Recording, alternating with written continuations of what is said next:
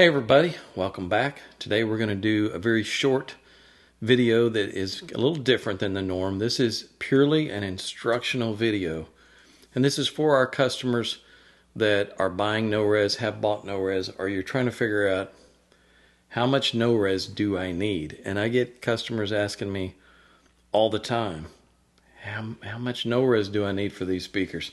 And they'll send me a picture of the speaker, or they'll send me a link to it as if I'm going to look at it and say, oh yeah, that speaker needs this many sheets or something. I don't know how many sheets it's going to need. So I'm going to help you figure out how to figure out how many sheets of No-Rez do I need.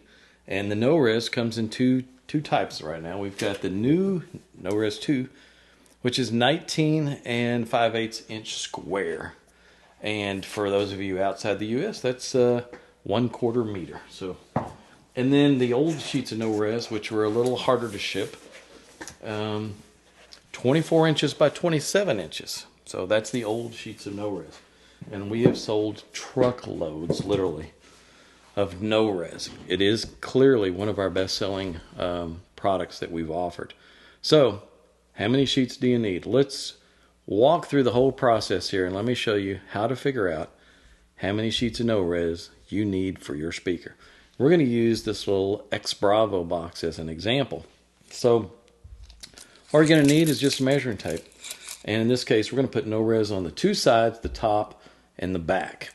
And we're not going to put any on the bottom because in the floor of the cabinet is where the crossover is going to mount. So we just have to focus on those four panels. So what we do is we're going to measure the inside dimensions of the speaker. Now, if you're like me and you know that these are 3/4 inch MDF material that's used in this thing, you can just measure the outside of the speaker and deduct 1.5 inches because it's 3/4 inch on the top and bottom, and you get the inside measurements. And it's easier to put a tape measure across the outside of the speaker than it is to try and stick it in on the inside and measure the interior space. But if you need to, stick your tape measure in there, press it up against the wall, and get some interior measurements on the thing. In this case, for the side panels, we have a total height that we're going to cover. It's 11.5 inches by 10.5 inches. I'm sorry, by 10 inches deep. So take 11.5, multiply it times 10. We get 115 square inches. Write that down. Next, we're going to measure the top of the thing. So if we measure the top, we're going to get 11.5 inches across of interior space and 6 inches of width. So 11.5 times, that's the measurement for the back wall. 11.5 by 6, we're going to get 69 square inches. We measure the top, we're going to get 10 inches by 6 inches, or 60 square inches. Everybody follow? Now, it's times 2 of the two sides. So we're at 230 square inches, 60 inches, and 69 inches. Add them up. That's all you do, just add those up. You get 359 square inches. Now, that's for each speaker, but you want enough for the pair. So, times 2, 718 square inches. It's easy for me to recite. I made a little cheat sheet right here. So, once you get your total square inches of the interior space of your speaker, you need to convert that into square feet. So, the way to do that is you think a square foot is 12 inches by 12 inches. If you multiply those together, you get 144. So we're going to take the number that you got, 718, and you're going to divide it by 144. And what you get is 4.9 square feet. Now, in actuality, there's some bracing in here that's going to take up some space, so you need actually less than that. And you have to keep in mind, too, let's say you put a piece across the top.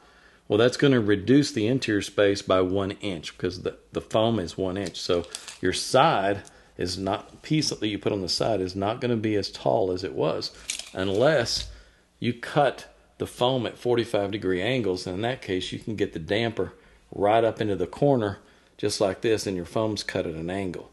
So calculate carefully exactly what your square inches are, convert it to square feet. Once you get it converted to square feet, it's very easy. The big sheets of the original No-Rez was 4.5 square feet. So one sheet will do a pair of these easily.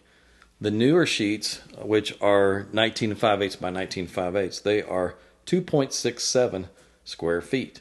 Or for you guys outside the US, it's a 1/4 meter. Yep, we had it made in 1 meter sheets this time, so it makes it a little easier for the outside the US guys.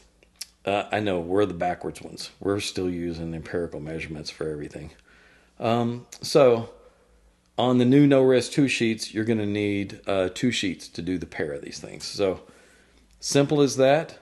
Calculate everything out, figure out the square footage that you need, and then you can divide that by the square footage of each sheet to calculate how many sheets of NoRez do you need. Then you can go online and just click on how many sheets you want to put in your cart, and it's as simple as that. How about that?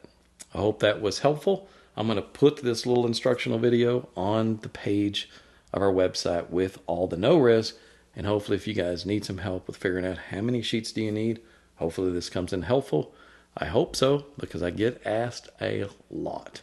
That's it for this video. I appreciate you guys watching, and we'll see you guys in the next one.